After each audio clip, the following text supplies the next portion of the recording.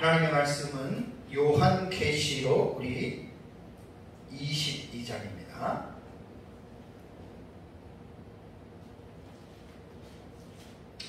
하나님의 말씀은 요한계시록 22장 20절 말씀을 제가 봉독해 드리겠습니다. 이것은 하나님의 말씀입니다.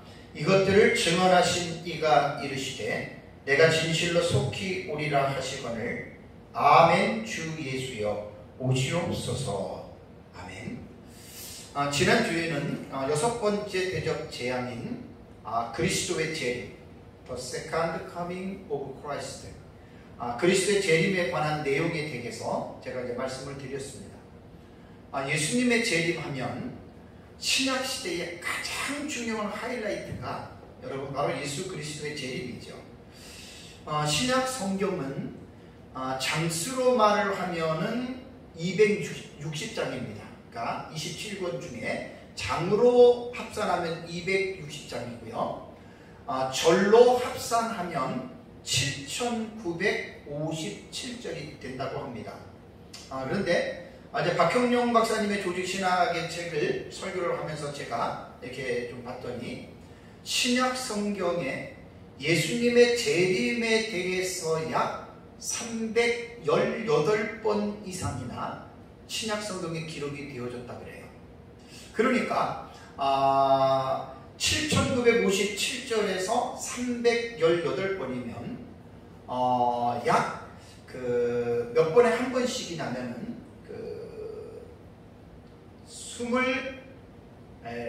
25절에, 그러니까 25절에 한 번꼴로 이제 예수님의 재림에 대한 내용이 나온다라고 하는 이제 이러한 기록들이 있습니다. 사도 바울이 기록한 서신에서도 예수 그리스도의 재림에 대한 내용은 적어도 약 50번 이상이나 기록이 되어졌습니다. 그러니까 바울 서신이 히브리서까지 포함하면 14권이고 히브리서를 빼면은 이제 13권이 되죠. 거기에서 최소한 50번 이상이 바울의 서신에서도 예수 그리스도의 재림에 대해서 이제 기록이 되어졌다고 합니다. 그 예수님의 재림은 초림에 비해서 약 8배가 많다 그래요. 그러니까 메시아의 초림도 구약 시대의 중요한 주제였죠. 아주 근접한 어떤, 예를 들자면 메시아에 대한 사상이라면 초림이고, 다음에 이제 먼 미래로 볼 때는 메시아의 재림이에요. 그래서 초림보다는 예수님의 재림이 초림보다는 약 8배 정도가 더 많다고 합니다. 그래서 우리가 신약 성경을 보면 특히 데살로니가 전후서가 거의 다 예수님의 재림에 대한 초점을 맞추고 이제 주제로 사실은 기록이 되어졌고요. 마태복음 24장과 25장도 우리가 잘 아는 대로 말세훈에 대한 종말론에 관한 장입니다. 그 다음에 마가복음 13장과 누가복음 21장 같은 경우에는 아예 장 자체가 이제 예수님의 재림에 포커스를 맞추고 기록을 하였기 때문에 이제 예수님의 재림이 아주 그 신약 성경의 교리 중에 가장 중요한 교리 중에 하나라고 여러분 말을 할 수가 있습니다. 신약 성경의 마지막 책인 요한계시록의 주제도 바로 예수 그리스도의 재림에 관해서 사실은 기록을 했죠. 그래서 요한계시록을 보면은 예수님의 재림에 관한 직접적인 내용이 최소 7번 이상이 여러분 언급이 되어집니다. 그 7번을 제가 간략하게 말씀을 드리면 1장 7절을 보면 사도 요한의 증언 속에서 나옵니다. 그것이 뭐냐면 1장 7절에 볼지어다 그가 구름을 타고 오시리라. 그러니까 바로 예수 그리스도께서 구름을 타고 오시는데 각 사람의 눈이 그를 보겠고 그를 찌른 자들도 볼 것이요 땅에 있는 모든 족속이 그로 말미암아 애곡하리니 그러하리라. 아멘. 그러니까 예수님의 재림은 모든 자들이 각 사람의 눈이 그를 본다라고 하는 말씀을 보면 가견적 재림이라 그러죠. 가시적, 곧 사람의 눈으로 볼 수 있게끔 바로 예수님이 재림하신다라는 말입니다. 그리고 요한계시록에서는 예수님께서 스스로 증언하신 자증적 선언이 4번 나옵니다. 자, 16절 15절에 제가 지난주에 6번째 대접의 말씀을 드렸는데 보라내가 도둑같이 오리니, 그러니까 예수님 자신이 도둑같이 온다고 재림에 대해서 말씀을 하셨고요. 그 다음에 22장 7절에도 보라내가 속히 오리니라고 말씀을 하셨고, 22장 12절에도 보라내가 속히 오리니라는 이러한 말씀을 하셨습니다. 그래서 또 계시록 22장 20절에도 오늘 읽어드린 본문 속에서도 이것들을 증언하시니가 가라사대 내가 진실로 속히 오리라 하시거늘, 이것은 뭐냐면 요한계시록 안에서 예수님 자신이 자증적 선언이 4번 나온다는 거예요. 그리고 요한계시록 안에서는 예수님의 재림에 대한 사건이 2군데에 기술되어져 있다고 지난주에 말씀을 드렸습니다. 16장 12절에서 16절에 6번째 대접의 계시에서 예수님의 재림에 관한 사실을 언급을 했고, 또 계시록 19장 11절과 21절에 예수님의 재림에 대한 내용이 사실은 기록이 되어져 있습니다. 예수님의 재림에 대한 내용은 구약 성경과 신약 성경의 핵심적인 내용 진리거든요. 자, 구약 성경에는 여러분들이 찾아보실 분들은 빨리 찾아봐야 됩니다. 욥기서 19장 25절과 26절에 보면은 이제 구약 성경에 나타난 예수님의 재림에 관한 내용이거든요. 자, 욥기서 19장 25절과 26절을 보면 내가 알기에는 나의 대속자가 살아계시니 마침내 그가 땅 위에 서실 것이라. 학자들이 다 이 본문을 욥이 고난 가운데서도 예수 그리스도의 초림이 아니라 재림을 욥은 바라보는 그 믿음이 있었다는 것입니다. 마침내 그가 땅 위에 서실 것이라고 하는 이 본문을 바로 예수 그리스도의 재림으로 이제 학자들이 해석을 합니다. 제가 이제 박형용 박사님의 주석을 조직신학 책을 제가 설교할 때 조금 봤습니다. 왜냐하면 이 종말론이라고 하는 것은 전천년과 무천년이 보는 관점이 상당히 많이 다르기 때문에 제가 역사를 전천년 관점으로 본다 하더라도 혹여라도 성경적인 입장에서 잘못 어거지로 해석할 수가 있습니다. 이것은 역사적 전천년뿐만이 아니라 무천년도 마찬가지입니다. 그래서 제가 성경을 주경신학적으로 성경을 제가 연구하고 있기 때문에 성경을 해석하는 데는 보다 제가 신중을 기하고 있습니다. 그래서 제가 이런 말을 했다 그러면 사람들이 우습게 여기겠지만, 그래도 한국의 그 조직신학의 아버지, 교회신학의 아버지라고 하는 분이 우리 보수신학에서는 박형용 박사님을 봅니다. 박형용 박사님 주석에도 이 부분이 나와 있고요. 다음에 다니엘서 7장 13절과 14절 많이 여러분들에게 말씀을 드렸습니다. 다니엘서 7장 13절과 14절에도 내가 또 밤 환상 중에 보니 인자 같은 이가 하늘 구름을 타고 와서라는 말이 있습니다. 그러니까 이 다니엘서 7장 13절과 14절도 인자 같은 이가 하늘 구름을 타고 오는 것을 이미 다니엘서 7장에 하나님의 환상을 보는 가운데서도 다니엘이 바로 재림하시는 예수 그리스도를 보았다는 거예요. 그래서 구약성경에 이렇게 나오고, 그 다음에 스가랴서 14장 4절도 지난주에 제가 말씀을 드렸습니다. 그날에 그의 발이 예루살렘 앞 곧 동쪽 감람산에 서실 것이요. 다 이 스가랴서 14장 4절도 예수님의 초림이 아닌 예수님의 재림에 관해서 이 스가랴서도 여러분 기록을 하고 있습니다. 그 다음에 우리가 다니엘서 9장 24절에 보면 70일의 계시가 기록이 되어져 있죠. 내 백성과 내 거룩한 성을 위하여 이른 이래를 기한으로 정하였나니 허물이 그치며 죄가 끝나며 죄악이 용서되며 영원한 의가 드러나며 환상과 예언이 응하며 또 지극히 거룩한 이가 기름 부음을 받으리라. 그러니까 다니엘서 9장 24절에도 지극히 거룩한 이가 기름 부음을 받으리라라고 하는 이 부분도 크게는 제 책을 보면 나옵니다. 그러니까 71의 책에 보면 두 가지 해석이 있는데, 거룩한 이가 기름 부음을 받는 것을 장소적으로 보는 사람들과 사람으로 봅니다. 장소적인 부분은 제가 시간상 제가 생략을 하고요. 사람에 대한 해석도 여기서 거룩한 이를 누구로 보냐면 메시아로 보는 것에는 동일한데, 여기에서 이 기름 부음을 받는 사건을 메시아의 초림으로 해석하는 그룹이 있고 메시아의 재림으로 해석하는 그룹이 있습니다. 그래서 메시아의 초림으로 해석하는 그룹은 우리가 보통 잘 아는 대로 무천년설에서 이 기름 부음을 받는 사건을 메시아의 초림으로 해석하는 반면에 우리 역사적 전천년은 이 부분을 바로 메시아의 재림으로 해석을 합니다. 그래서 저도 역사적 전천년의 종말론 신학적 입장을 따르기 때문에 다니엘서 9장 24절에 지극히 거룩한 이가 기름 부음을 받는 것을 저는 메시아의 재림으로 본문을 봅니다. 이 외에도 구약 성경에는 메시아의 재림에 관한 말씀들이 다수 기록이 되어져 있습니다. 그러니까 신약 성경에 나타난 부분을 제가 이제 잠깐 말씀을 드리겠습니다. 마태복음 24장을 가보시면 마태복음 24장 29절에서 31절 지난주에 말씀을 드렸죠. 그날 환난 후에 즉시 해가 어두워지며 달이 빛을 내지 아니한다.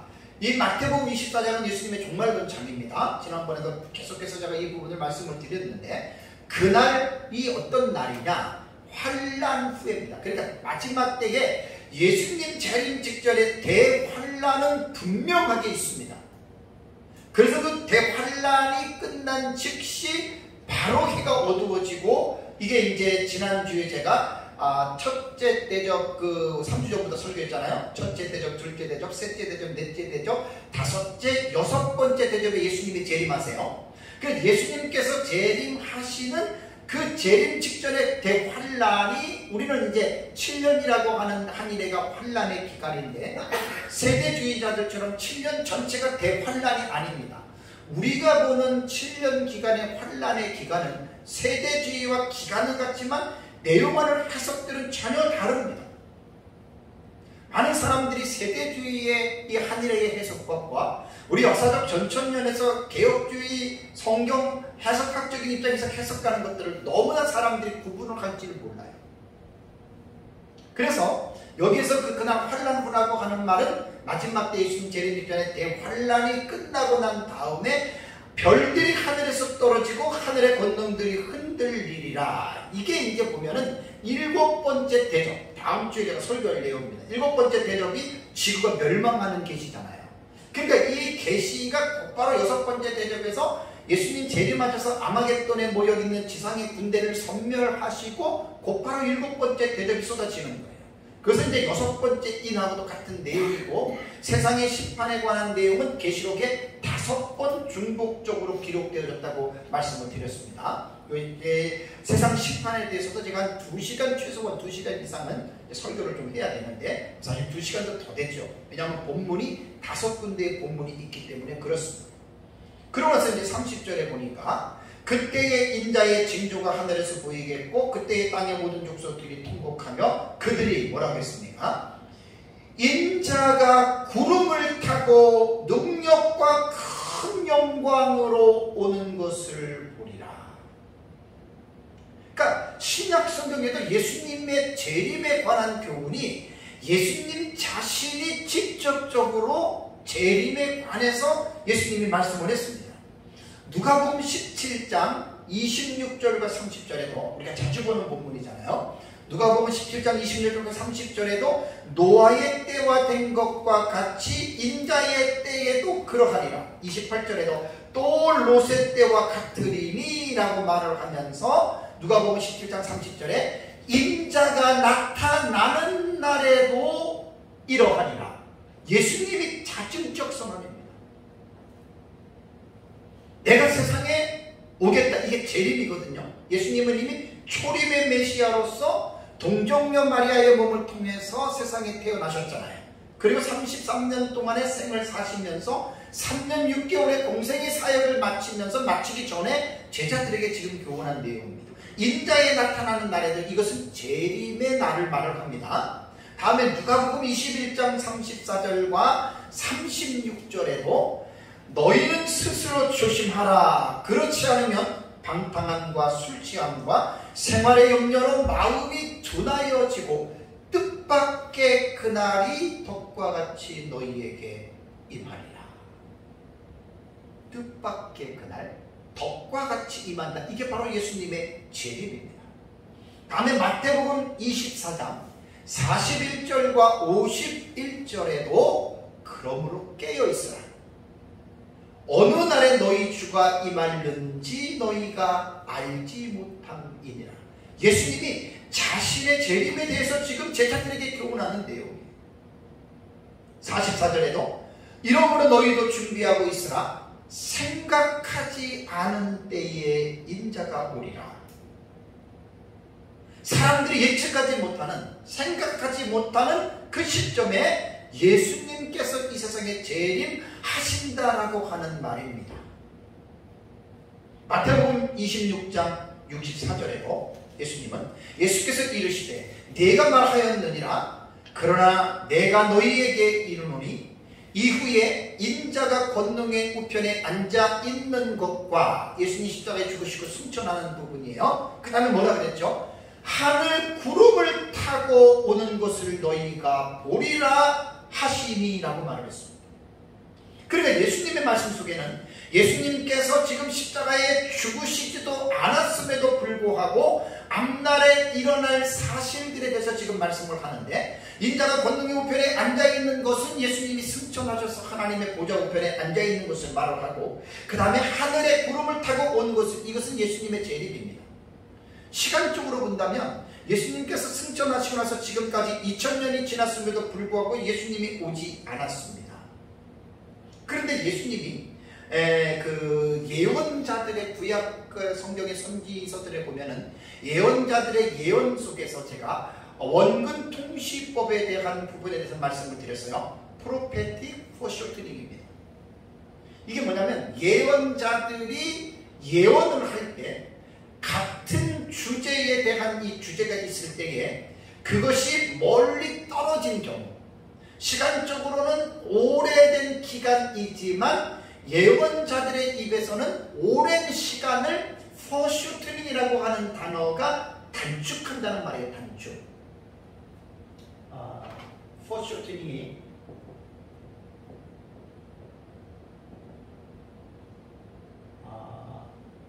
foreshortening이 이게 단축한다라고 하는 의미거든요. 그러니까 먼 시간을 단축해서 곧 일어나는 것처럼. 그러니까 마태복음 26장 64절에도 인자가 권능의 우편에 앉아있는 것과 그 다음에 재림이 2000년이라고 하는 지금 긴 시간 동안에도 이루어지지 않았는데 마치 어떻게 해요? 곧 이루어질 것처럼 long time, 긴 시간을 foreshortening, 단축한 거예요. 끌어당긴 거예요. 그래서 이제 구약 성경의 선지자들이 prophetic foreshortening이라고 하는 이 말은 예언자들의 원근 통시법이라고 학자들은 신학적인 용어로 말을 합니다. 이것도 이제 그런 의미죠. 자, 두 번째는 예수님의 증언에도 예수님 재림의 말씀을 했고, 다음에 천사들의 증언이 있습니다. 자, 천사들의 증언은 사도행전 1장 9절과 11절에 나오죠. 자, 예수님께서 승천할 때 어떻게 합니까? 9절을 보니까 이 말씀을 마치시고 그들이 보는데 올리워져 가시니, 예수님 승천이잖아요. 구름이 그를 가리어 보이지 않게 하더라. 올라가실 때에 제자들이 자세히 하늘을 쳐다보고 있는데, 고린도전서 15장에 보면 약 500여 형제들이 예수님의 승천을 목도했다라고 말을 했습니다. 자, 예수님이 하늘로 올라가는 것을 보고 있는데 흰옷 입은 두 사람이 곁에 서서, 이 흰옷 입은 두 사람은 천사입니다. 천사들이 그 모여있는 500여 명의 형제들에게 11절 뭐라고 말하죠? 이르되 갈릴리 사람들아 어찌하여 서서 하늘을 쳐다보느냐. 너희 가운데 하늘로 올려주신 이 예수는 하늘로 가심을 본 그대로 어떻게 해요? 오시리라. 이게 재림에 대한 증언이거든요. 그러니까 천사도 예수님의 재림에 대해서 증언을 했다라는 말입니다. 제가 이번 시간에는 예수님의 재림이 사실 그 신약 성경의 하이라이트가 되는 아주 매우 중대한 사건인데, 재림에 대한 내용이 성경에 얼마나 많이 나오는지 모릅니다. 신약 시대의 교회 성도들은 재림에 대한 신앙의 의식을 고취시켜야 됩니다. 늘 예수님의 재림에 대한 준비하는 이 마음의 자세가 마음속에서 사라지게 되면 성도들은 깨어 있을래야 있을 수가 없습니다. 다음에 세 번째는 사도들의 교훈입니다. 자, 베드로서 늘 제가 여러분들에게 많이 반복했던 내용이니까 쉽게 설명을 하는 겁니다. 베드로후서 3장 10절과 14절을 보시면 베드로는 예수님의 제자잖아요. 이런 말을 했습니다. 그러나 주의 날이 도둑같이 오리니 그랬습니다. 예수님의 재림입니다. 그러니까 예수님의 자증적인 그 증언에서도 재림을 말씀하셨고, 또 천사의 증언에도 예수님의 재림을 말씀했고, 구약 성경도 예수님의 재림을 미리 예언했고, 그러니까 지금 예수님의 이 제자들이 베드로가 흩어져서 신앙생활하는 신약시대 성도들에게 주의 날이 도둑같이 온다, 예수님의 재림이 예고 없이 온다, 그 말입니다. 그러면서 예수님이 재림하시면 어떠한 일이 일어나냐면 그날에는 하늘이 큰 소리로 떠나가고 물질이 뜨거운 물에 풀어지고 땅과 그 중에 있는 모든 일이 드러나리로다 라고 말을 했습니다. 그러나서 이제 그 뒤에는 어떻게 삶을 살아야 되냐, 그 마지막 부분에 제가 또 이 부분은 잠깐 말씀을 드리겠습니다. 다음에 바울의 글. 바울은 예수님의 직접적인 예수님의 가르침을 받았던 사도는 아니었지만 이제 예수님 승천하시고 나서 특별하게 이제 부활하신 예수님을 만남으로 말미암아 사도가 됐던 특별한 인물이죠. 데살로니가 전서 4장 16절을 보겠습니다. 아까도 제가 말씀드린 대로 바울 서신의 재림에 대한 교훈이 약 50회 이상 나온다 그랬죠. 여러분, 지금 재림이라고 하는 이 주제는 아까도 제가 말씀드린 대로 신약 성경에 318번 이상의 재림에 관한 메시지가 기록이 되어져 있어요. 신약 성경 25구절에 한 번씩 이게 이제 평균적으로 보면 이렇게 정말로 중요한 내용임에도 불구하고 현대 교회가 예수님의 재림에 관하여 때가 점점 가까워 오는데 외치지 않는다라고 하는 것은 너무나 여러분 안타까운 사실입니다. 오히려 이단과 사이비와 시한부종반론자들은 밤낮 재림을 외치는데 왜 정상적인 기독교회는 재림에 대한 이 중요성을 성도들에게 왜 각인을 시켜주지 못할까요? 난 이런 부분에서 안타깝다는 이야기입니다. 자, 데살로니가전서 4장 16절을 보면 주께서 호령과 천사장의 소리와 하나님의 나팔 소리로 어떻게 해요? 친히 하늘로부터 강림하시리니. 강림하시리니. 그리스도 안에서 죽은 자들이 먼저 일어나고 이렇게 말을 했고, 다음에 데살로니가 전서 5장 23절을 볼까요? 데살로니가 전서 5장 23절을 보면 평강의 하나님이 친히 너희를 온전히 거룩하게 하시고 또 너희 온 영과 혼과 몸이, 그 다음에 뭐라고 했습니까? 왜 하나님이 성도들을 거룩하게 하시는 얘기예요. 거룩이라고 하는 말은 분리와 구별된 거라고 했어요. 왜 예수 믿는 사람들이 세상에 속해서 살지만 세상의 죄와 왜 분별이 되고 왜 구별이 돼야 되는 줄 아십니까? 우리 주 예수 그리스도께서 강림하실 때에 흠없게 보존되기를 원하노라. 우리가 이 세상에서 죄와 싸워서 이기면서 거룩한 삶을 살아야 되는 것은 우리가 어떤 다른 종교처럼 어떤 돌을 닦아가지고 우리가 어떤 그 신령한 경지에 이르게 하기 위함이 아니에요. 그게 목적이 아니라는 거예요. 이 땅에 살아가고 있는 성도들이 늘 하나님 앞에서 거룩한 삶을 영위해야 할 우리에게의 목적은 뭐냐면 우리 주 예수 그리스도께서 강림하실 때, 곧 예수님 재림하실 때에 부끄러움이 없이 흠없게 살아가기 위해서 우리가 거룩한 삶을 살아가라는 거예요. 어느 시대나 마찬가지입니다. 그래서 바울의 글에는 항상 성도들에게 예수 그리스도의 재림, 강림에 관해서 많이 교훈을 했다는 건 사실입니다.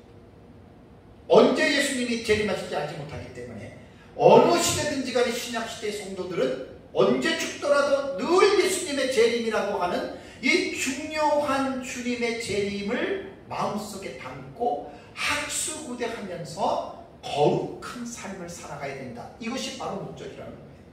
다음에 골로새서 3장 4절, 골로새서 3장 4절에도 우리 생명이신 그리스도께서 나타나실 그때에 너희도 그와 함께 영광 중에 나타나리라.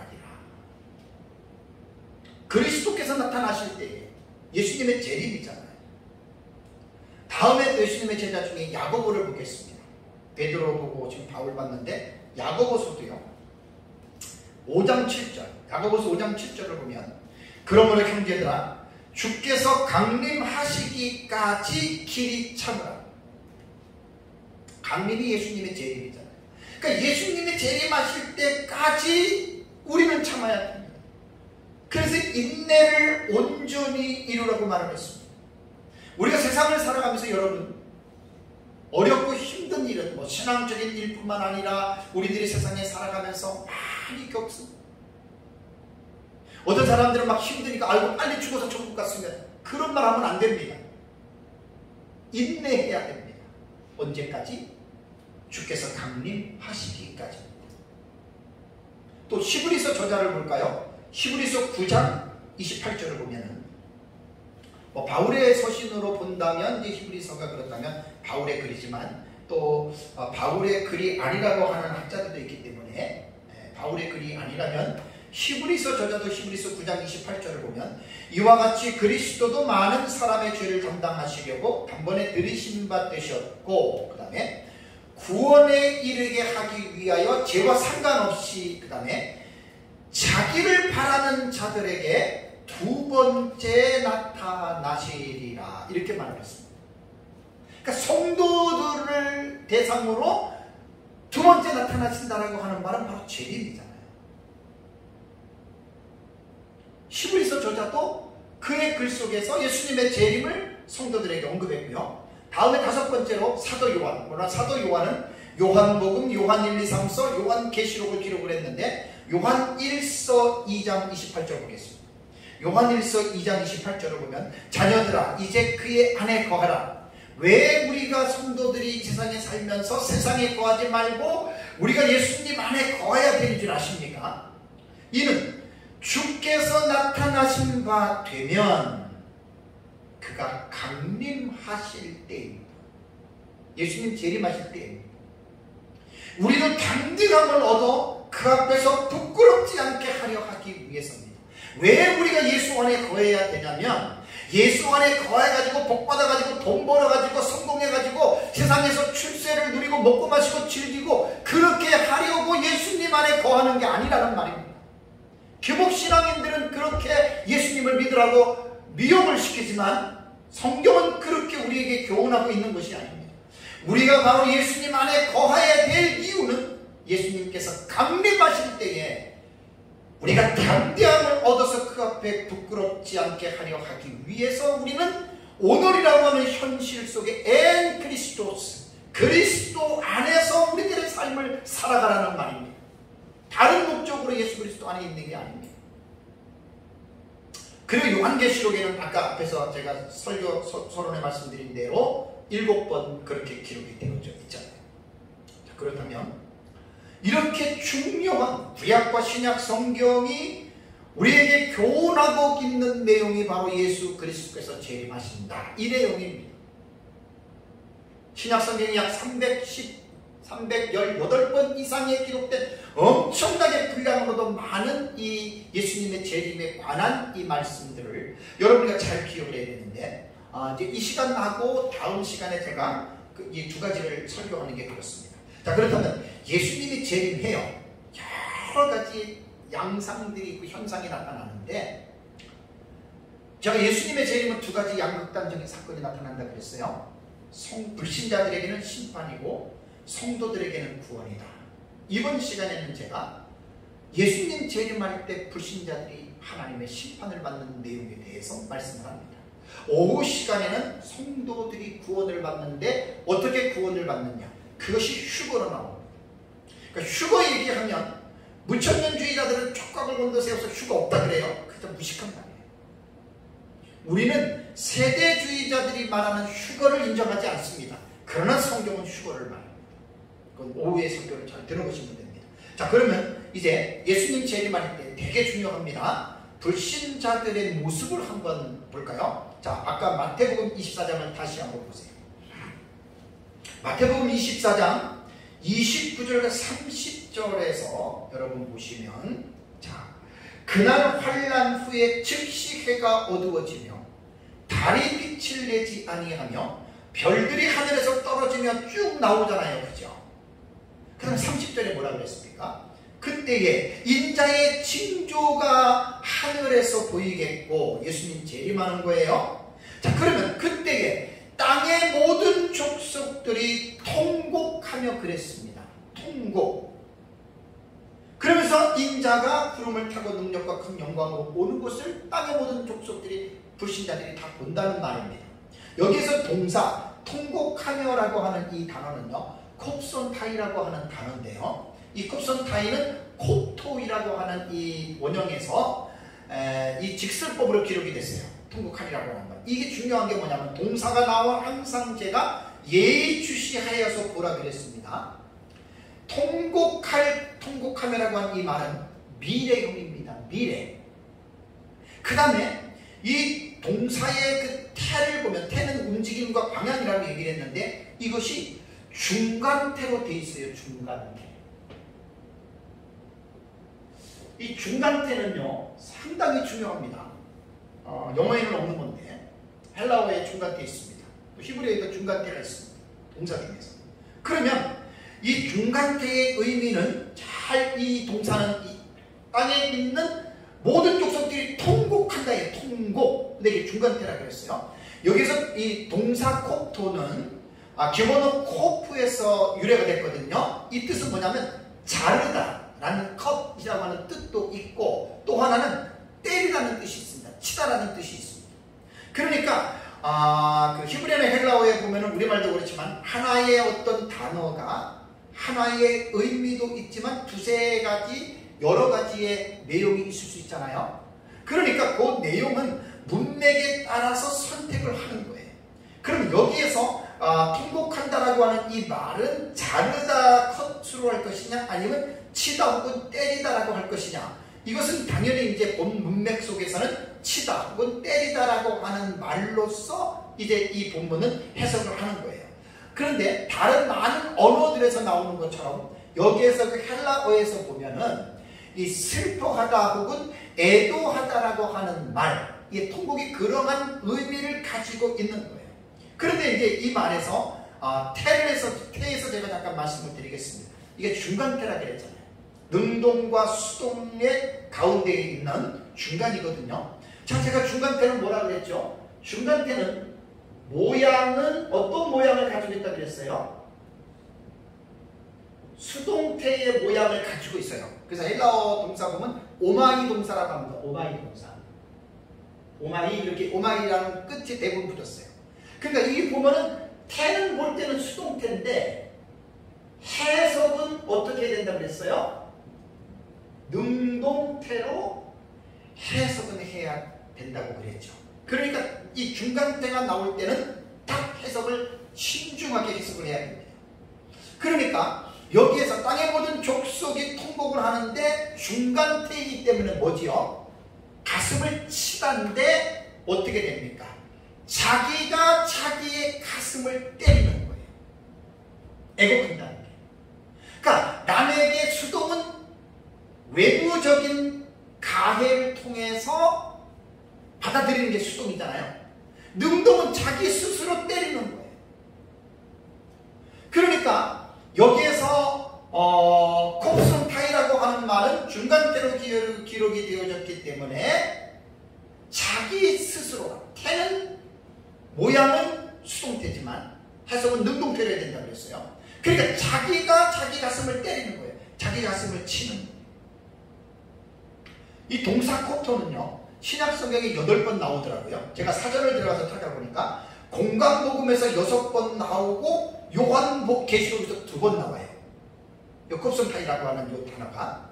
그래서 계시록 1장 7절에 보면은 볼지어다 그가 구름을 타고 오시리라. 각 사람의 눈이 그를 보겠고 그를 찌른 자도 볼 것이요 땅에 있는 모든 족속이 그로 말미암아 애곡한다. 요 애곡도 콥손타이 똑같습니다. 그 다음에 계시록 18장 9절에도 그와 함께 음행하고 사치하던 땅의 왕들이 그가 불타는 영들을 보고 울고 가슴을 치며, 요게 아주 적절하게 똑같은 콥손타이예요.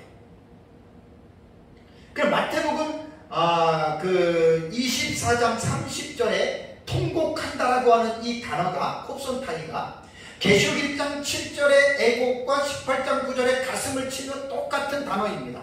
이것도 직설법 미래 중간태 3인칭 복수입니다. 그러니까 그들이 자기 가슴을 친다 그 말이에요. 언제? 예수님이 재림하실 때. 예수님이 재림하실 때 예수를 믿지 않았던 세상에 살고 있는 모든 불신자들은 3인칭 복수니까 그들이 중간태니까 자기 가슴을 때리는 거예요.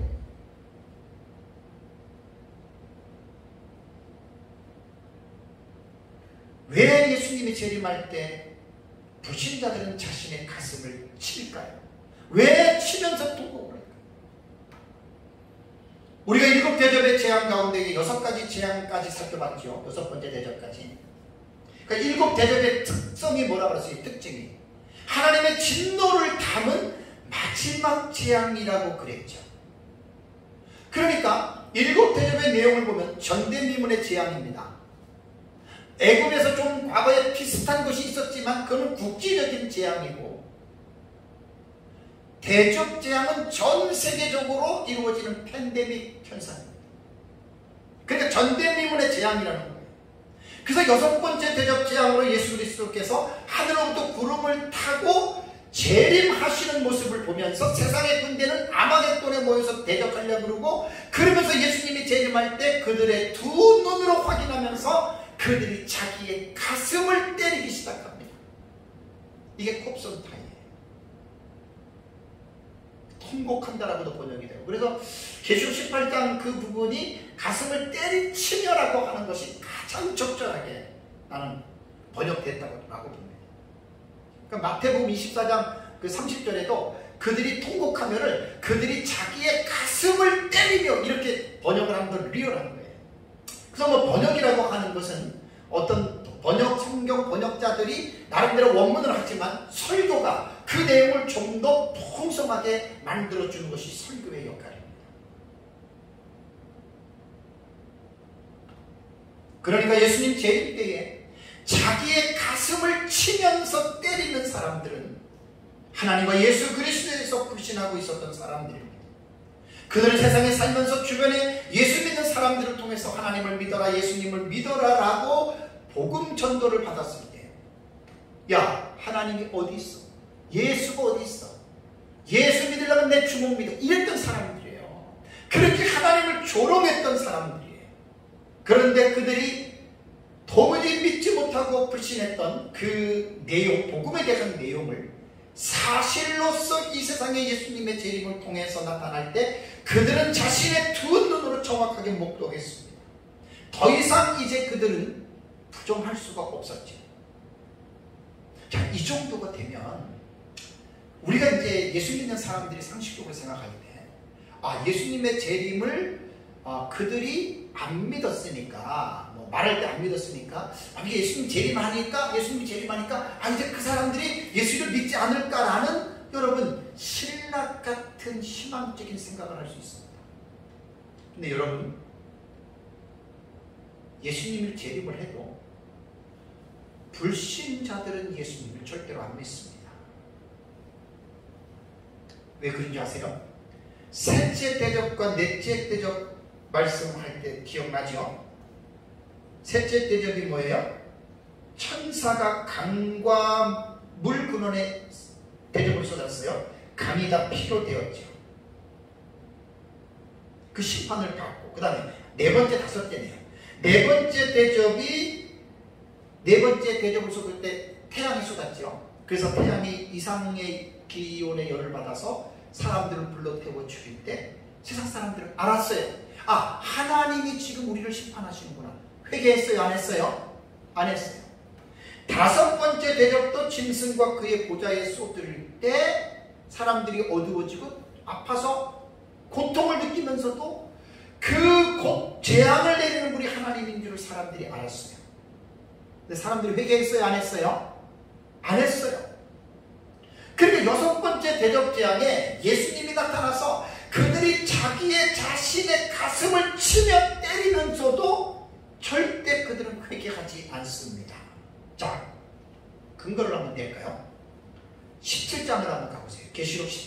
21절. 계시록 17장 21절을 보면은 16장 21절입니다. 계시록 16장 21절에 이게 7번째 대접이에요. 다음 주에 제가 설교할 거예요. 지구 멸망 계시. 자, 21절을 보면은 뭐라고 나옵니까? 또 무게가 한 달란트나 되는 큰 우박이 하늘로부터 사람들에게 내림에, 그 다음에 뭐지요? 사람들이 그 우박의 재앙 때문에 하나님을 어떻게 해요? 비방하니 그 재앙이 심히큼이라. 지금 이제 멸망하는 거예요. 뒤집어지고 깨지고 갈라지고 불에 타서 죽는데 죽으면서까지도 하나님 비방합니다.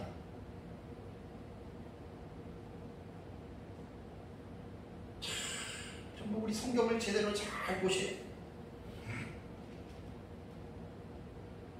예수님의 재림에는 두 가지 양극단적인 사건을 기억해야 됩니다. 심판하시는 것이 목적이 아닙니다. 예수님은 죄인들을 구원하시기 위해서 오십니다. 요한복음 3장 17절에 나오죠. 근데 끝끝내 예수님을 거역하고 부정하는 사람들에게는 어쩔 수 없는 하나님의 공의의 심판을 내리는데, 데살로니가 후서 1장을 보시면요, 데살로니가 후서 1장 7절과 9절에는 바울이 데살로니가 교인들에게 이러한 권면을 했습니다. 환난을 받는 너희에게는 우리와 함께 안식으로 갚는 것이 하나님의 공의이시니, 주 예수께서 자기의 능력과 천사들과 함께 하늘로부터 불꽃 가운데에 나타나실 때에, 재림이죠. 하나님을 모르는 자들과 그 다음에 우리 주 예수의 복음에 복종하지 않는 자들에게 무엇을 내립니까? 형벌을 내리시리니. 끝까지 예수님의 복음을 거절했던 사람은 형벌을 내리는 거예요. 그래서 9절에도 이런 자들은 주의 얼굴과 그의 영광을 떠나 영원한 멸망의 형벌을 받으리로다 라고 바울은 데살로니가 교회 성도들에게 엄중한 하나님의 형벌에 관해서 교훈을 하고 있습니다. 그렇다면 성도들은 예수님 재림할 때 어떻게 되느냐 궁금하죠? 그거는 오후 시간에 제가 말씀을 드립니다. 오후 시간. 그리고 이제 이 불신자들에 대한 심판은 7번째 대접, 6번째 인하고 연결된 사건이기 때문에 그때 가서 이 심판의 양상을 아주 분명하게, 요한계시록에서 좀 풍성하게 제가 이제 다음 주쯤에는 아마 설교가 될 겁니다. 다음 주면 그 다음 주까지도 아마 설교가 됩니다. 그래서 성도들에 대한 구원은 오후 예배 시간에 곧바로 제가 여러분들에게 성도들의 구원을 여러분들에게 말씀을 드리겠습니다. 사랑하는 성도 여러분, 예수 그리스도의 재림은 역사의 가장 중요한 하이라이트가 되는 사건이라고 말씀을 드렸습니다. 교회가, 그리스도인들이 성경을 보면서 어떠한 사실에 관심을 갖고 집중해야 됩니다. 당연히 예수 그리스도의 재림. 예수님의 재림은 제가 아까 설교 초반에 구약 성경에 이미 예언한 내용이고, 예수 그리스도께서 직접 교훈하셨고, 또 그의 제자들에 의해서 재림에 대한 사실이 예언되어졌다고 여러분들에게 말씀을 드렸습니다. 그리고 제가 이번 시간에는 중반부부터 예수님의 재림은 이 세상의 하나님의 심판을 통해서 세상 사람들은 콥슨 타임, 애통한다. 그들은 통곡할 수밖에 없는 그러한 상황이라고 여러분의 말씀을 드렸습니다. 예수님의 재림은 모든 사람들이 볼 수 있는 가견적인 재림이며 단회적인 사건입니다. 왜 가견적인 재림이라고 말을 하냐면, 안식교에서 1884년 10월 31일 날에 예수님 재림한다라고 그들이 시한부 종말론자들이거든요. 안식교가 세워놨다가 그날 예수님이 재림을 안 했어요. 근데 그들이 뭐라고 얘기를 했냐면, 이미 예수님은 재림을 해서 공중에 하늘의 지상 성전으로 들어가셨다. 그렇게 그게 뭐냐면 가시적인 게 아니고 비가시적이에요. 비가전적, 곧 사람이 볼 수 없이 그렇게 말을 하는 거거든요. 근데 성경은 예수님의 재림은 모든 사람이 각인의 눈이 그를 볼 것이라 그랬잖아요. 그래서 예수님의 재림은 가견적인 재림이라고 이야기를 하고, 또 하나는 예수님의 재림이 단회적이라고 말을 할 때에는 예수님의 재림은 두 번, 세 번 있는 게 아닙니다. 오후에 제가 자세하게 말씀을 드리겠지만 휴거에 관한 교훈에서 세대주의자들의 종말론은 예수님의 재림을 두 번으로 말을 했습니다. 7년 환란 전에 예수님께서 공중에 재림할 것이다. 그런 가견적이 아니에요. 사람들의 눈에 보이지 않아요. 그리고 7년 대환란이 끝난 다음에 예수님은 공중에 지상에 재림할 것이다. 그러니까 세대주의의 종말론에 의하면 예수님의 재림이 두 번이라는 거예요. 우리 역사적 전천년은 재림을 두 번이라고 말하는 사람 하나도 없습니다. only one입니다. one time입니다. 세대주의는 역사적 전천년의 줄기에서 나왔기 때문에 역사적 전천년과 같은 것도 있고 비슷한 것도 있고 다른 점도 많아요. 역사적 전천년은 예수님의 재림을 두 번이라고 절대 얘기하지 않습니다. 1회입니다. 1회. 그것도 모든 사람들이 볼 수 있는 가견적인 재림, 가시적인 재림, 볼 수 있는 그 재림입니다. 그때 언제냐? 바로 6번째 대접 예수님 재림할 때 한 번으로 딱 재림은 끝나는 겁니다. 그런데 무천년주의자들 중에서 전천년을 비판할 때 세대주의와 전천년을 구별하지 못하고 비판을 해요. 제가 종말론을 연구하는 사람이기 때문에 세대주의와 역사적 전천년은 분명히 다르다라고 외국의 학자들의 그 내용을 제 책에도 집어넣었잖아요. 그죠? 앤서니 후쿠마라든가 바나드 교수 같은 경우는 무천년주의자들임에도 불구하고 그들은 세대주의와 전천년을 절대 같이 안 봅니다. 전천년을 건전한 그룹으로 보고 세대주의는 불건전한 그룹으로 그들이 해석하는 말을 합니다. 그러니까 예수님의 재림할 때에는 가견적인 재림과 단회적인 재림이라고 하는 것을 꼭 강조를 하는 거예요. 그리고 예수님의 재림은 이미 구약 성경에 예언되어졌던 아주 중요한 내용이기 때문에 우리는 예수님의 재림에 대해서 분명한 여러분 이러한 믿음을 가지고 살아야 됩니다. 자, 제가 설교 마지막 부분에 결론적인 부분, 적용하는 부분을 여러분들에게 좀 말씀을 드리겠습니다. 자, 그렇다면 우리는 예수님을 믿는 그리스도인들은 예수님의 재림을 믿습니다. 근데 예수님의 재림은 도둑같이 온다라고 하는 표현 속에서 어느 누구도 언제다라고 예수님의 재림의 시간대를 말하면 그건 이단이 됩니다. 우리가 지금 한일의 해석법에 대해서 지금 7년이라고 하는 기간 속에서 순서대로 사건들이 벌어지는데 저것도 잘못 표현하면 시한부 종말론에 우리가 걸릴 수 있어요. 그래서 참 조심해서 이 한일에 대한 해석 저것도 조심해서 우리가 표현들을 해야 해요. 모든 사람이 다 한일에 적그리스도가 등장하고 두 증인들이 사역했던 모든 사람이 아는 거 아니에요. 절대 모든 사람 알지 않아요. 여러분 그거 꼭 기억해야 돼요. 저걸 마치 모든 사람이 다 알아서 자로 제대시 사건이 일어나는데 그걸 모든 사람이 다 아는 것처럼 얘기를 하면 우리도 시한부 종말론에 걸려요. 그렇게 표현하면 절대 안 돼요. 조심스럽게 표현을 해야 돼요. 이번 달에 제가 서울에서 에스라 목사님들 강의할 때 이 부분을 조금 더 자세하게 하려고 해요. 왜냐하면 너무나 중요하기 때문에 그렇죠. 그렇다면 예수님의 재림을 기다리는 우리는 그때는 언제인지 알 수 없어요. 대신에 징조는 알 수 있지만 너무나 정확하게 세대주의자들처럼 시한부 종말론자들처럼 딱딱 떨어지는 식으로 이야기하는 것은 상당히 조심하지 않으면 위험합니다. 미래적 해석 역사적 전천년주의자들은 성경 제대로 배워야 되고요. 잘못 해석하면 오해를 받을 수가 있습니다. 그래서 제가 예수님의 재림을 앙망하는 그 이제 성경의 우리에게 교훈이잖아요. 우리 어떻게 살아야 되는지 베드로후서 3장을 한번 가보세요. 베드로후서 3장 10절 제가 조금 전에 여러분들에게 말씀을 드렸습니다. 11절. 자, 3장 10절에는 그러나 주의 날이 도둑같이 오리니 그날에는 하늘이 뭐 뜨거운 불이 물질이 뜨거운 불에 녹아진다 이렇게 말씀을 했잖아요. 11절부터가 중요한 거예요.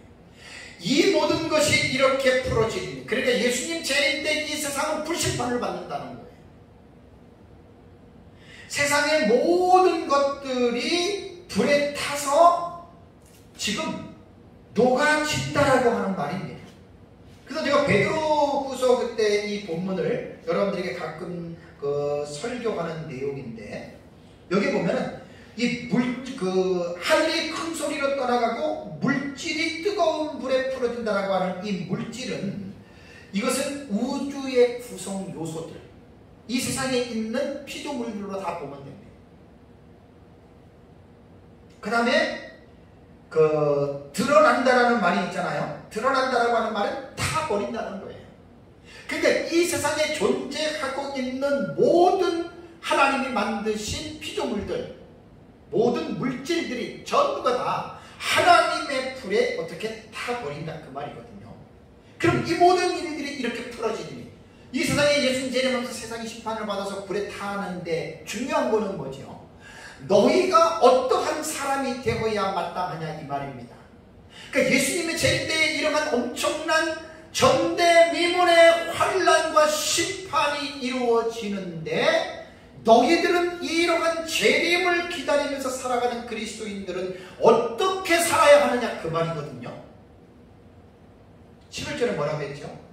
거룩한 행실과 경건함으로 하나님의 날이 임하기를 바라보고 간절히 사모하는 삶을 살아라. 여기에 우리는 집중을 해야 됩니다. 거룩한 행실, 우리의 생각과 말과 행동이 거룩하게 살아가라는 말이에요. 세상 사람들 그저 막말하고 그냥 막대는 행동을 하고 이상한 생각하는 그렇게 하지 말라는 거예요. 경건하게 라는 말이 경건하게. 하나님을 경외하는 마음으로 오늘날 그리스도인들이 이렇게 살아야 됩니다. 목회자도 마찬가지죠. 안타까운 것은 한국교회의 민낯들을 3, 4방송들이 전 세계적으로 스피커 역할을 해주잖아요. 몇 달 동안 자료를 모아가지고 전 세계적으로 방송을 해주죠. 어제 오늘의 일이 아닙니다. 거룩한 행실과 경건함으로 사는 거예요. 신학시대 교회는. 목사도 마찬가지고 성도도 마찬가지고 이게 사실 중요한 거예요. 어느 시대든지 간에 교회는 거룩한 행실과 경건한 삶을 유지하면서 살아가는 겁니다. 교회의 트레이드 마크가 뭡니까? 예수 믿으면 복받고 예수 믿으면 부자되고 예수 믿으면 병 고치고 예수 믿으면 출세한다. 이것이 예수를 믿는 목적입니까? 아니잖아요. 좀 심하게 말하면 사기꾼들이 말하는 거잖아요. 교회 안에서. 목사들이 어떤 분들은 이런 사기꾼들이 되어가지고 기복신앙으로 성도들을 미혹시키잖아요. 그 저주받는 거예요. 그런 목사들. 거룩한 행실과 경건한 삶으로 살아가기 위해서 교회가 필요한 거고 목자가 필요한 거고 목사의 설교가 이런 설교를 해야 된다 그 말이에요. 어제 옥하는 목사님의 56초에 대한 영상 제가 권사님한테 보내드렸죠. 그거 한번 들어보세요. 옥 목사님 약 18년 전에 했던 설교예요. 뭐라고 소리를 지르십니까? 교회 와서 신앙생활을 해도 설교자들이 하나님의 말씀을 바르게 전하지 않고 그래서 교회에 와가지고 종교적으로 종교인으로 행세는 하지만 그들이 세상으로 돌아가면 어떻게 된다 그래요? 세상으로 돌아가면 똑같이 세상 사람들처럼 산다 그러잖아요. 그것이 어떻게 거룩한 행실과 경건함이라는 말이에요. 옥 목사님은 그 사실에 대해서 외치는 거예요. 설교자들이 정신을 차리고 성경을 읽고 설교를 할 때 성경 본문을 깊이 있게 가르치라 그거를 말씀하신 거거든요. 많은 목회자들이 성경을 읽어놓고 설교 시간에 잡담을 많이 늘어놓고 설교에 깊은 주의를 하지를 못합니다. 설교자들이 자기 경험 얘기하고 자기 생각 얘기하고. 그 다음에 12절에 뭐라 그랬죠? 하나님의 날이 임하기를 바라보고 간절히 사모하라. 예수님의 재림이 분명합니다. 불신자들 심판받습니다. 성도는 어떻게 해야 됩니까? 그 날이 임하기를 바라보고 간절히 사모해야 돼요. 어제나 오늘이나 날마다. 아까도 말씀드렸지만 아이러니한 게 이단과 사이비 시한부종말론자들은 다마다 사모하는데 왜 정상적인 교회들이 예수님의 재림에 대하여 침묵하고 예수님의 재림에 대하여 왜 관심을 두지 않느냐 그 말입니다. 너무너무 안타까워요.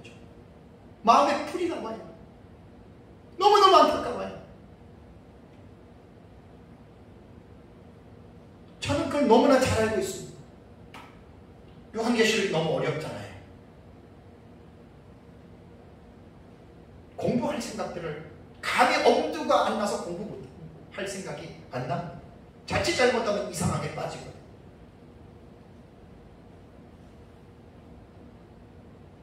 14절 볼까요? 그러므로 사랑하는 자들아 너희가 이것을 바라보나니, 이것을 바라본다는 말은 예수님의 재림을 바라보는 거예요. 뭐 심판 불심판 그걸 바라는 게 아니라 예수님의 재림을 바라보는 게 우리 그리스도인들은. 뭐라고 베드로가 권면합니까? 주 앞에서 어떻게 해요? 점도 없고 흠도 없이 평강 가운데서 나타나기를 힘쓰라. 우리들의 그리스도인들의 삶은 설교자든 성도든 간에 이 땅에서 점도 없고 흠도 없이 평강 가운데 나타나기를 힘쓰라는 거예요. 완전할 수는 없어도. 우리들의 삶이 이 세상에서 완전한 성화가 없습니다. 완전한 사람이 될 수 없습니다. 그럼에도 불구하고 우리는 완전한 사람이 되도록 힘을 써야 된다는 거예요. 힘을 써야 돼요. 어떤 사람들은 구원받았으면 됐다는 거예요. 구원받았으니까 이제 당신은 한 번 구원 영원한 구원이니까 구원받았으니까 걱정하지 말고 마음껏 복받아서 누리면서 살아라. 나는 그 성경이 아니라고 봅니다. 성경을 읽어보면 그런 말이 나오는 데가 하나도 없습니다. 구원받았으면 주 앞에서 점도 없고 흠도 없이 평강 가운데 나타나기를. 그래서 생각을 조심해야 되고 말을 조심해야 되고 행동을 조심해야 돼요. 저 목회 32년 했고 목회자들의 그룹에서 뭐 동기 선후배들 뭐 주변에 타교파 목사님들 가끔 만나기도 하고 자주 만나기도 하는데 참 가슴 아픈 일들이 한두 가지가 아니에요. 목회자 자신이 입에서 남을 험담하고 헐뜯고 정치하고 뒤에서 남을 조종하고 정말 그게 흠도 없고 정도 없는 삶이 아니거든요. 너무 가슴이 아픕니다. 사람을 만나보면 63년 동안 인생을 살아봤지만 예수 안에서 제가 39년을 살았어요. 늘 여러분들한테 제가 말씀드리잖아요. 사람은 어떤 소유가 많고 어떤 포지션이 위치가 높다라고 해서 좋은 사람이 아닙니다. 사람은 하나님과 사람 앞에서 정직하고 진실한 사람이 진짜예요. 그리고 많이 배우던 많이 가졌던 간에 겸손한 사람이 최고입니다. 제가 에스라 강인함수 목사님한테 그런 말을 합니다. 우리가 지금까지 살면서 정직하고 진실하고 겸손한 사람들을 얼마나 만나봤습니까? 저는 그 말이 초점이 아니라 그런 사람을 만나려고 힘쓰기보다는 누가? 내가 그런 사람이 되자는 거예요. 내가 정말 정직하고 진실하고 겸손한 사람이 되면 그것이 바로 베드로 사도가 말하는 주 앞에서 점도 없고 흠도 없이 평강 가운데 나타나기를 힘쓰는 사람이 아닐까요? 목회자나 성도나 거룩한 행실과 경건함으로 사는 사람이 아닐까요? 이런 사람들의 특징이 뭐냐면 예수님의 재림을 간절히 사모하고 바라보는 사람이라는 얘기예요. 그래서 재림 신앙이 없으면 사람이 경건한 삶을 살아가기가 힘듭니다. 왜냐하면 재림 신앙이라고 하는 것은 예수님이 언제 와요? 뭐 10년, 100년, 1000년 뒤에 오나요? 아니에요. 오늘 밤에도 지금 곧 오실 수가 있어요. 속히라고 하는 말은 헬라어 타퀴입니다. 타퀴. 퀴클리예요. 퀴클리. 아주 잽싸게 빠르게. 근데 2000년이 됐는데도 예수님께서 속히 안 오신 이유는 헬라어의 시간적 의미에서 크로노스라고 하는 물리적인 시간적 개념으로 생각하지 마시고 카이로스라고 하는 하나님의 특별하신 때의 시간적인 관념으로 생각을 하면 2000년도 베드로의 시간 계산법으로 말하면 하나님은 하루를 1000년같이 1000년을 하루같이 생각하기 때문에 2000년이 지나도 예수님 제일 많으신 것은 이틀 정도밖에 안 지난 거예요. 거기는 하나님의 중요한 아버지의 마음이 있습니다. 왜? 지금 재림하시면 안 믿는 사람들 다 지옥 가잖아요. 아까 봤던 데살로니가전서 5장 23절 또 한번 볼게요. 찾아보세요. 데살로니가전서 5장 23절. 이게 지금 되게 중요한 겁니다. 재림신앙이라고 하는 게 뭐 미래에 막 그냥 정신이 빠져가지고 그냥 현실을 무시하고 뭐 미래적인 어떤 거기에 막 집중하라. 그거는 사이비어 이단들만 하는 거예요. 우리는 그렇게 안 믿어요. 재림이라고 하는 역사적 사실을 마음속에 새겨놓고 데살로니가전서 5장 23절을 보면 평강의 하나님이 친히 너희를 온전히 거룩하게 하시고 또 너희의 온영과 혼과 몸이 아까 뭐라 그랬습니까? 우리 주 예수 그리스도께서 강림하실 때에 어떻게 해요? 흠없게 보존되기를 원하노라. 만약에 예수님 지금 재림한다면 내가 지금 죄를 짓고 회개하지 않고 부부라면 부부끼리 싸워가지고 각방 쓰고 남하고 원수 지고 그런 가운데 예수님 재림하면 여러분 어떻겠어요? 떳떳하겠어요? 부끄럽잖아요. 그래서 재림신앙을 가지고 있는 사람들은 경건한 삶을 살지 않을 수가 없는 거예요. 아, 내가 오늘 되니까 내일 회개해야 되겠다. 아니에요. 오늘 회개하셔야 돼요. 왜? 오늘 밤에 예수님 오면 어떻게 하시려고 그래요? 마지막으로 요한 1서 2장을 가보세요. 요한 1서 2장 28절. 재림신앙의 아주 마지막 결론적인 적용하는 말씀입니다. 요한일서 2장 28절을 보면 자녀들아 이제 그의 안에 거하라. 아까 설명했어요. 왜 거하는지. 이는 주께서 나타나신 바가 되면 뭐라고요? 그가 강림하실 때에 우리로 담대함을 얻어 뭐라고요? 우리로 그 앞에서 부끄럽지 않게 하려 함이라. 이게 핵심. 우리가 저도 부족하기 때문에 참 부끄럽게 삽니다. 그냥 부끄럽게만 살 수는 없잖아요.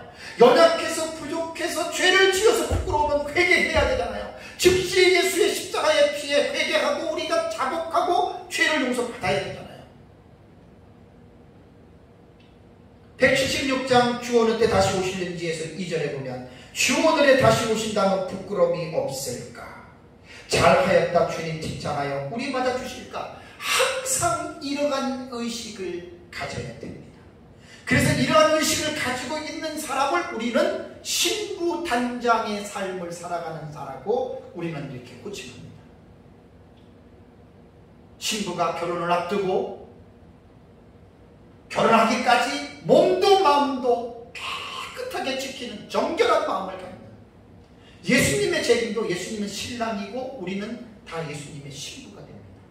그래서 예수님 재림하면 혼인잔치 들어가는 게 우리 역사적 전천년은 재림 이후의 천년왕국으로 우리는 해석을 하는 것입니다. 저는 오늘 말씀을 잘 기억하고 우리 예수님의 재림, 너무나 중요한 예수님의 재림을 한시라도 잊지 말고 여러분들이 사모하면서 거룩한 삶으로 승리하시기를 주님의 이름으로